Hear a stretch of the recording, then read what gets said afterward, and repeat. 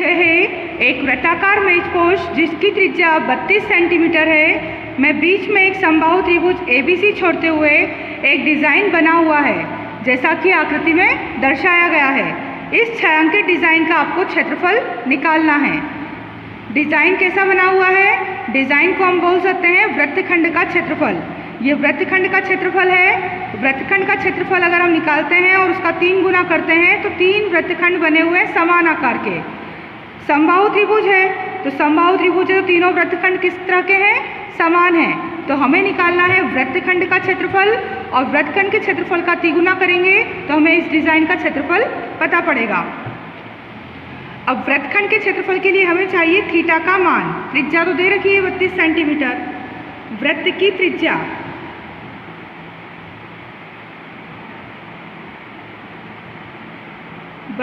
Centimetre और त्रिभुज ABC क्या है? समबाहु त्रिभुज है। तो चूंकि त्रिभुज ABC एक समबाहु त्रिभुज है तब क्या होगा? कोण BAC ये होगा 60 डिग्री का। समबाहु त्रिभुज का प्रत्येक कोण कितने का होता है? 60 डिग्री का होता है। तो BAC 60 का होगा। और हम जानते हैं कि वृत्त की परिधि पर बना कोण शेष भाग पर बने केंद्र पर बने कोण का क्या होता है? दुगुना होता है। तो यहाँ हम लिखेंगे वृत्त के केंद्र पर बना कोण उसी चाप द्वारा शेष परिधि पर बने कोण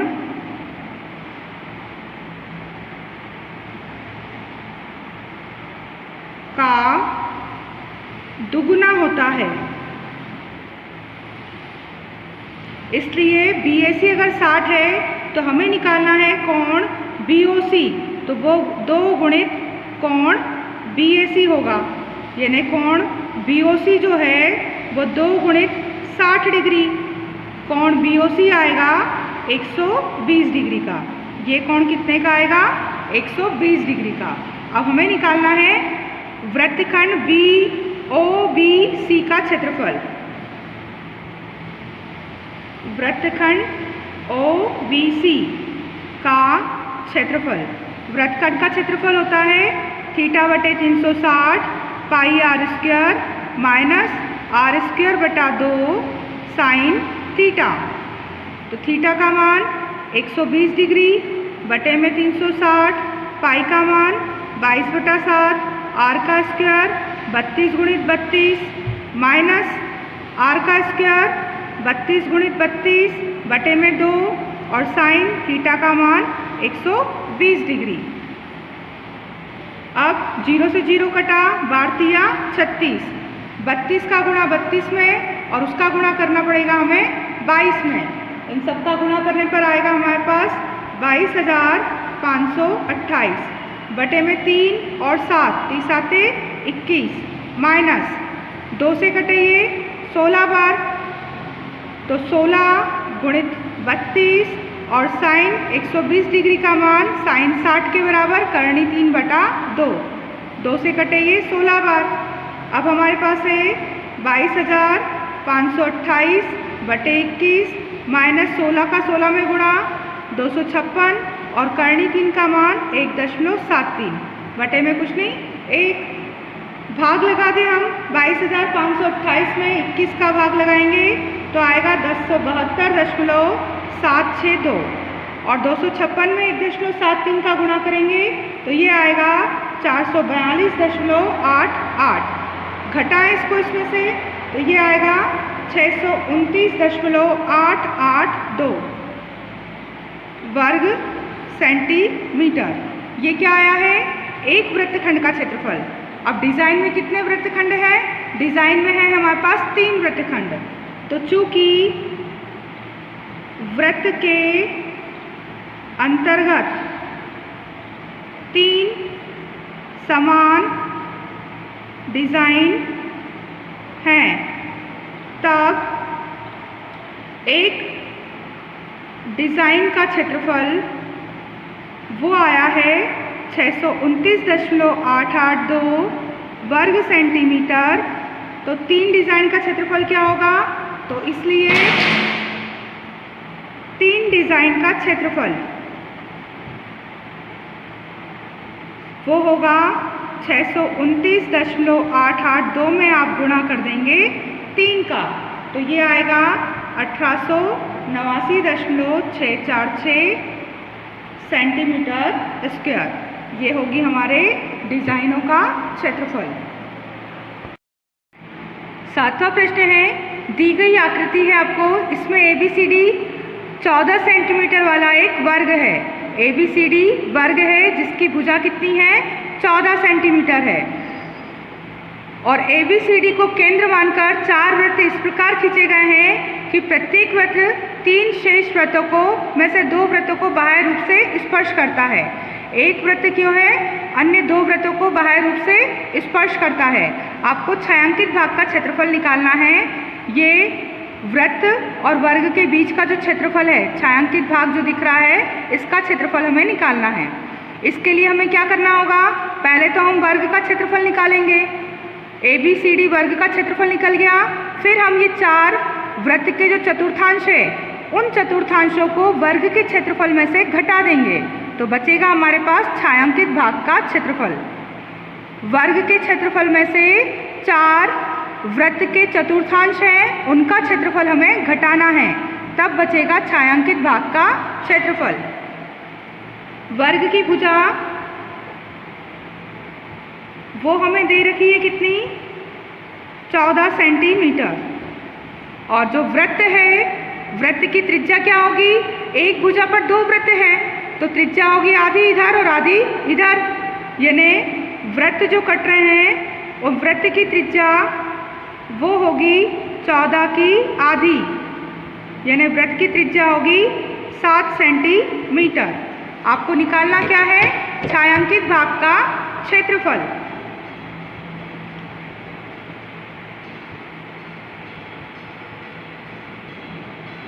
इसके लिए हमें वर्ग का जो क्षेत्रफल है, उस पूरे वर्ग के क्षेत्रफल में से क्या घटाना है? 4 वृत्त के जो चतुर्थांश हैं, वृत्त के चतुर्थांश का क्षेत्रफल घटाना है। 4 टुकड़े हैं वृत्त के, चौथे हिस्से, उनको आपको वर्ग के क्षेत्रफल में से घटाना है। तो वर्ग का क्षेत्रफल होता है भुजा की घात 2 A² और 4 गुणा करना है वृत्त के चतुर्थांश। वृत्त का जो क्षेत्रफल होता है उसका चौथा हिस्सा। 4 से 4 कट गए, यानी A² माइनस πr²। पूरे वर्ग के क्षेत्रफल में से 4 जो वृत्त के चतुर्थांश थे, वो 4 चतुर्थांश मिलकर क्या बना रहे हैं? पूरा वृत्त बना रहे हैं। वृत्त के 4 हिस्से होते हैं, किसी भी वृत्त के 4 हिस्से होते हैं, तो ये चारों चतुर्थांश मिलकर क्या बना रहे हैं? एक पूरा वृत्त। 4 गुणित वृत्त का चतुर्थांश πr², उसका चौथा हिस्सा, तो 4 से 4 कटे, यानी पूरा वृत्त। अब A का स्क्वायर 14 गुणित 14, पाई का मान 22/7 और त्रिज्या 7 गुणित 7। 14 का 14 में गुणा करेंगे, कितना आएगा? 196। 7 से 7 कटे, 22 सत्ते 154। 6 में से 4 गए 2, 9 में से 5 गए 4, 42 वर्ग सेंटीमीटर। जो छायांकित भाग है उसका क्षेत्रफल कितना होगा? 42 वर्ग सेंटीमीटर। प्रश्न 8वां है, दी गई आकृति एक दौड़ने का पथ दर्शाती है। ये जो आकृति दे रखी है आपको, एक दौड़ने का पथ दर्शा रही है, जिसके बाएं और दाएं सिरे अर्धवृत्ताकार हैं। दोनों आंतरिक समांतर रेखाखंडकों के बीच की दूरी, ये जो समांतर रेखाखंड है आमने सामने, इनके बीच की दूरी दे रखी है आपको 60 मीटर, तथा इनमें से प्रत्येक रेखाखंड 106 मीटर लंबा है। यहाँ से यहाँ तक का जो रेखाखंड है वो कितना है? 106 मीटर लंबा। यदि पथ 10 मीटर चौड़ा है, ये जो पथ है इसकी चौड़ाई दे रखी 10 मीटर, तो आपको निकालना है पथ के आंतरिक किनारों के अनुदिश एक पूरा चक्कर लगाने में चली गई दूरी। आंतरिक किनारे यानी कोई व्यक्ति यहाँ से चलना शुरू करता है, दौड़ना शुरू करता है, तो यहाँ से यहाँ तक 106, फिर ये आंतरिक परिधि, फिर 106 और फिर आंतरिक परिधि, यहाँ तक वापस आएगा। तो ये पूरा चक्कर लगाने में जो तय दूरी हुई है वो आपको निकालना है। और दूसरा निकालना है आपको पथ का क्षेत्रफल। ये जो पथ है पूरा, तो इस पूरे पथ का जो क्षेत्रफल है वो क्षेत्रफल कितना है वो आपको निकालना है। तो सबसे पहले पहला आंतरिक पथ के अनुदिश पूरा एक चक्कर लगाने में चली गई दूरी के लिए क्या करना है हमको, ये जो अर्धवृत्त बना है, अर्धवृत्त का पूरा व्यास ये कितना हो जाएगा 60 मीटर, क्योंकि ये दोनों समांतर पथों के बीच की दूरी 60 मीटर है। दोनों समांतर पथों के बीच की दूरी 60 मीटर है। तो वृत्त जो होगा ये अर्धवृत्ताकार है, तो वृत्त का व्यास क्या होगा, अर्धवृत्त का व्यास वो भी होगा 60 मीटर, यहाँ से यहाँ तक का। त्रिज्या कितनी होगी फिर, अर्धवृत्त की त्रिज्या होगी 60 की आधी, यानी त्रिज्या होगी 30 मीटर। ये हो गई त्रिज्या वृत्त की, क्योंकि हमें अर्धवृत्त की परिधि निकालना होगी यहाँ पर। अब पथ के आंतरिक किनारों के अनुदिश पूरा चक्कर लगाने में तय दूरी कितनी होगी, वो 106। यहाँ से अगर स्टार्ट करें हम तो 106 प्लस अर्धवृत्त की परिधि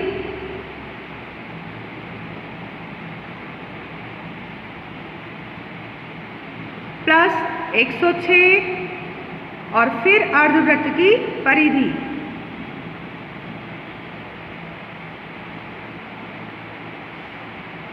तो पूरा चक्कर लगाने तय दूरी 106 और 106 कितने हो जाएंगे 212। 212 प्लस आधे वृत्त की परिधि, और आधे वृत्त की परिधि क्या हो जाएगी, पूरे वृत्त की परिधि। तो 212 प्लस पूरे वृत्त की परिधि 2 पाई r, तो 212 प्लस 2 पाई का मान 22/7 और त्रिज्या 30। तो 212 प्लस 22 दूनी 44, 44 का 30 में गुणा करें, 44 का 30 में गुणा करेंगे तो 3 चौक 12 और 1 1320 और बटे में 7। तो 212 1 और 7 का अगर लघुत्तम ले तो 1 और 7 का लघुत्तम कितना आएगा 7। 1 के पहाड़े से 7 नहीं कटेंगे तो 7 का क्या करेंगे 212 में गुणा, और 7 से 7 कट जाएंगे तो बचेंगे 1320। 212 का 7 में गुणा करेंगे तो ये आएगा 1484 प्लस 1320 बटे में 7। इसको जोड़ें अगर तो जोड़ने पर आएगा यहाँ पर हमारा 1484 और 1320, इनको जोड़ रहे हैं हम तो 2804 बटे में 7। भाग लगाएंगे तो ये भाग आएगा हमारा 400.57 मीटर।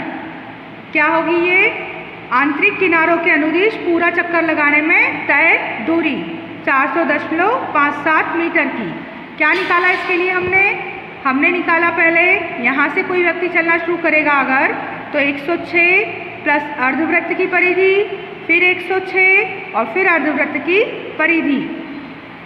106 और 106 212 और आधा वृत्त और आधा वृत्त पूरे वृत्त की परिधि। तो ये कंप्लीट आ रहा हमारा 400.57। दूसरा हमें निकालना है पथ का क्षेत्रफल। ये जो पथ है इस पथ का पूरा क्षेत्रफल कितना है वो निकालना है। तो पथ के क्षेत्रफल के लिए पहले अंदर की त्रिज्या 60 की आधी, पथ की चौड़ाई, तो बाहर के वृत्त की त्रिज्या क्या होगी, ये तो अंदर का वृत्त था, इसकी त्रिज्या क्या थी 60 की आधी 30, और बाहर की त्रिज्या के लिए क्या होगा 10 मीटर की जो पथ की चौड़ाई है वो 10 मीटर पथ चौड़ा उसमें जुड़ जाएगा। तो पथ की आंतरिक त्रिज्या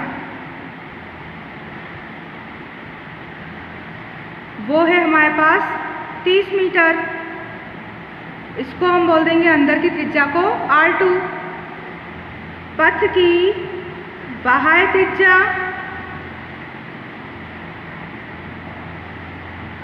ये R1 जो होगी 30 मीटर प्लस पथ की चौड़ाई उसमें जुड़ जाएगी।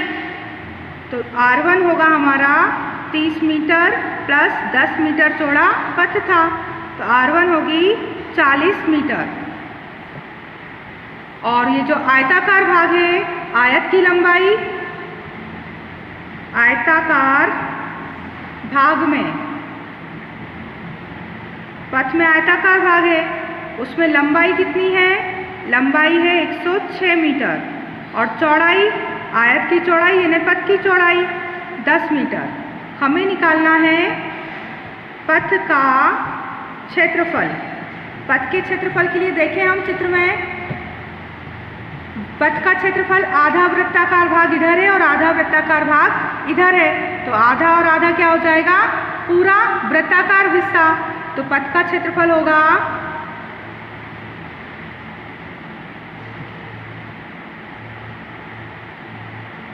अर्ध वृत्ताकार पथ का क्षेत्रफल प्लस बीच में है आयत, यहाँ आयत है, ये आयत का क्षेत्रफल, यहाँ से यहाँ तक आयत का क्षेत्रफल, ये अर्धवृत्ताकार पथ का क्षेत्रफल, फिर आयत का क्षेत्रफल, फिर अर्धवृत्ताकार पथ का क्षेत्रफल और आयत का क्षेत्रफल। तो प्लस आयत का क्षेत्रफल प्लस अर्धवृत्ताकार पथ का क्षेत्रफल और फिर एक आयत का क्षेत्रफल। तो अर्धवृत्त और अर्धवृत्ताकार पथ का क्षेत्रफल मतलब कि वृत्त का पूरा क्षेत्रफल, वृत्ताकार पथ का क्षेत्रफल, आधा और आधा एक हो गया अर्धवृत्ताकार, और एक आयत दो आयत का क्षेत्रफल। ये आप जोड़ेंगे तो पूरे पथ का क्षेत्रफल निकल कर आएगा। अब वृत्ताकार पथ का क्षेत्रफल क्या होगा? पाई R1 square minus pi R2 square, ये होगा वृत्ताकार पथ का क्षेत्रफल। बाहर के वृत्त में से ये पूरा वृत्ताकार हिस्सा है इस तरह का, तो हम पूरे बाहर, पहले पूरे बाहरी वृत्त का क्षेत्रफल निकालें और बाहर के वृत्त के क्षेत्रफल में से अंदर के वृत्त का क्षेत्रफल घटा दें, तो क्या बचेगा हमारे पास? पथ का क्षेत्रफल बच जाएगा। तो ये पथ का क्षेत्रफल कैसे निकला? पाई R1 स्क्वायर में से पाई R2 स्क्वायर घटा दिया, और ये आधा पथ इस साइड है और आधा पथ इस साइड है, तो पाई R1 स्क्वायर में से पाई R2 स्क्वायर घटाया और प्लस दो आयत है तो दो आयत का क्षेत्रफल होता है लंबाई गुणित चौड़ाई। अब हल करें इसको, पाई का मान दोनों में से कॉमन निकाल लें, 22/7, अंदर बचा R1 का स्क्वायर माइनस R2 का स्क्वायर प्लस 2 और लंबाई गुणित चौड़ाई, लंबाई है 106 और चौड़ाई है 10। 22/7 R1 का स्क्वायर, R1 40 का वर्ग, R2 30 का वर्ग प्लस 2 गुणित 106 में 10 का गुणा करा तो कितना आएगा? 0, 106 यानी कि 1060। 22/7 गुणित 40 का वर्ग कितना होगा? 4 चौक 1600, 30 का वर्ग 30 दिया 9, 900 और प्लस 106 में 2 का गुणा करें, 2 0 0, 2 छंग 12 और 2 एकम 2, 2120। अब 22/7 1600 में से 900 गए, कितने बचेंगे? 1600 में से 900 गए तो 700 प्लस 2120, 7 से 700 कटेंगे 100 बार, तो 22 में 100 का गुणा करा 2200 प्लस 2120, दोनों को जोड़ेंगे 0 2 2 और 1 3 और 2 और 2 4 वर्ग मीटर। ये क्या होगा? उस पथ का क्षेत्रफल। 2200 प्लस 2120 4320 वर्ग मीटर। पूरे पथ का क्षेत्रफल कितना होगा? 4320 वर्ग मीटर। प्रश्न 9, आकृति में AB और CD केंद्र O वाले एक वृत्त के दो परस्पर लंब व्यास हैं, एक दूसरे पर लंब हैं और दोनों AB और CD क्या है, वृत्त के व्यास हैं। तथा छोटे वृत्त का व्यास क्या है, OD। यदि OA 7 सेंटीमीटर है, आपको दे रखा है OA 7 सेंटीमीटर, आपको निकालना है छायांकित भाग का क्षेत्रफल। छायांकित भाग का क्षेत्रफल कैसे निकलेगा, पूरे अर्धवृत्त में से, ये AB अर्धवृत्त है, तो अर्धवृत्त में से अगर हम त्रिभुज ABC का क्षेत्रफल घटा दें और वृत्त का, छोटे वृत्त का क्षेत्रफल उसमें जोड़ दें, आधे वृत्त में से त्रिभुज ABC का क्षेत्रफल घटा दें तो बचेगा ये छायांकित भाग, और छोटे वृत्त का पूरा क्षेत्रफल निकाल लें तो हमारा छायांकित भाग का क्षेत्रफल ज्ञात हो जाएगा। दिया है हमें AB और CD परस्पर लंब व्यास हैं।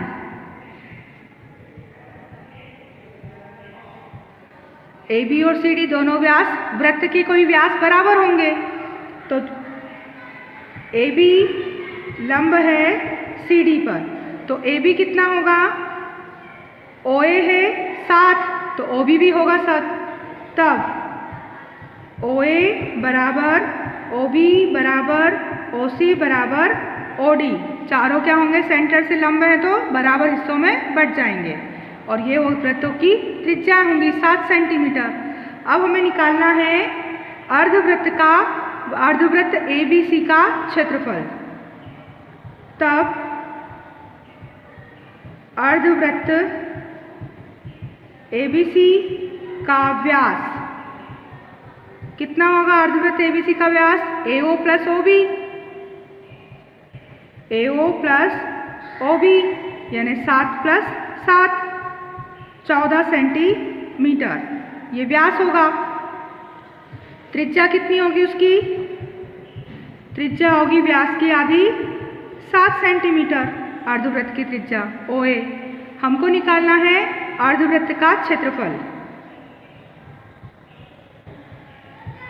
अर्धवृत्त OBC ABC का क्षेत्रफल, तो अर्धवृत्त का क्षेत्रफल क्या होगा, पाई आर स्क्वायर के बटे में 2, पाई का मान 22/7, आर का स्क्वायर 7 × 7 और बटे में 2, 7 से 7 कटे, 2 से 22 कट गए, 11 बार, 11 7 77 वर्ग सेंटीमीटर, ये अर्धवृत्त का क्षेत्रफल निकला है। अब इस अर्धवृत्त में त्रिभुज ABC भी है, तो त्रिभुज ABC का क्षेत्रफल निकालें, क्योंकि वो हमें अर्धवृत्त में नहीं चाहिए, छायांकित भाग में। अर्धवृत्त जो है ABC, इसमें त्रिभुज ABC का जो क्षेत्रफल है वो हमें नहीं चाहिए, वो छायांकित भाग नहीं है। तो अब हम निकाल रहे हैं त्रिभुज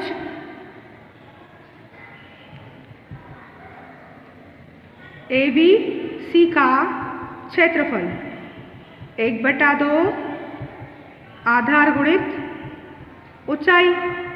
लंब कौन सा है, OC, तो जो लंब होता है वो कहलाता है ऊंचाई, और जिस भुजा पर लंब है वो कहलाती है आधार।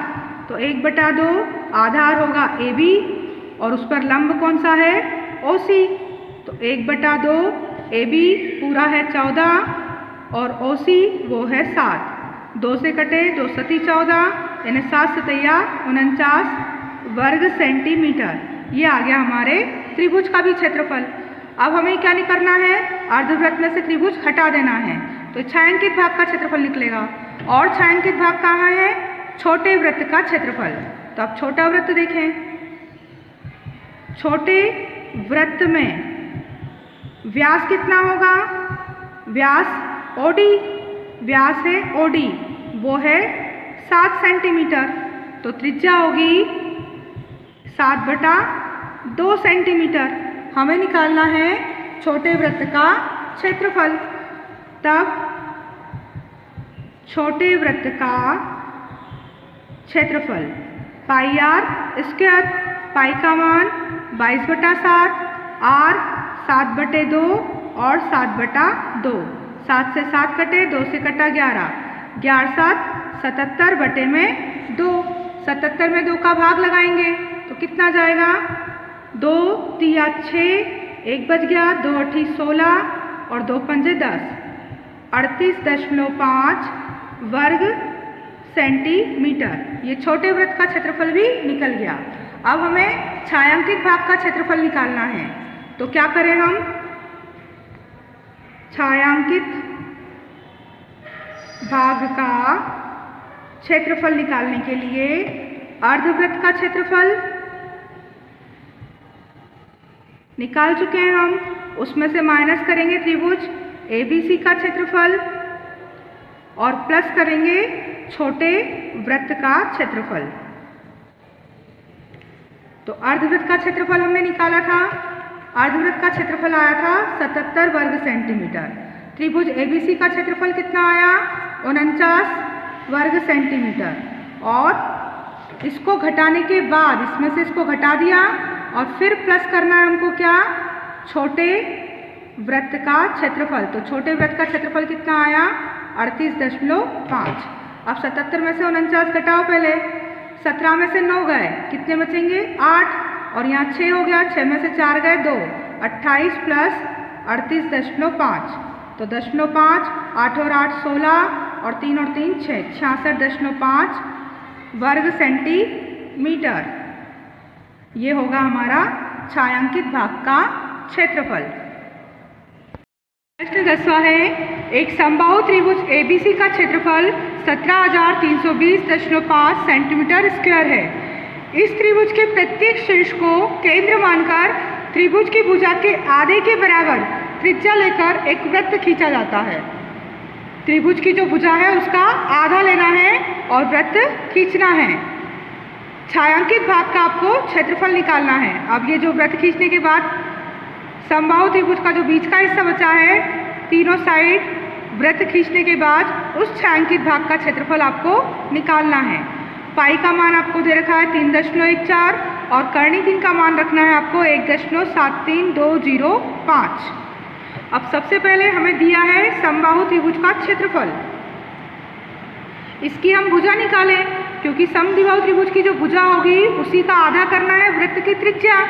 तो वृत्त की त्रिज्या के लिए हमें समबाहु त्रिभुज की भुजा निकालनी है। और समबाहु त्रिभुज की भुजा कहाँ से निकलेगी? उसका जो क्षेत्रफल दिया है उससे हम निकालते हैं समबाहु त्रिभुज की भुजा। समबाहु त्रिभुज का क्षेत्रफल ये दिया है 17,320.5। इसका सूत्र क्या होता है? समबाहु त्रिभुज का सूत्र होता है कर्णी 3/4 भुजा की घात 2 A² बराबर है 17,320.5। अब कर्णी 3 का मान आपको क्या रखना है? कर्णी 3 के स्थान पर रखना है आपको 1.73205 बटे में 4 A² बराबर 17,320.5।